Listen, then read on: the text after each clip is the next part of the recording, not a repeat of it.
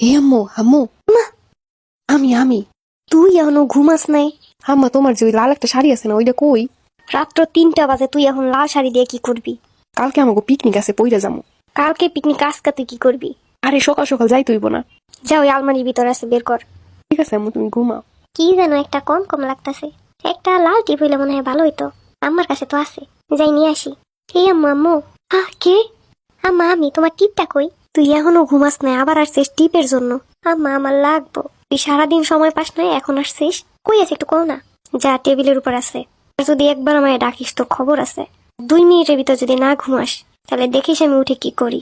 আচ্ছা, যাই আমি। এইবারে ঠিক আছে। কালকে শুধু সবাই আমার দিকেই তাকাইবো। এখন তো ক্ষুধা লাগছে, যাই দেখি খাবার কিছু আছে কিনা। হে আম্মু, আম্মু।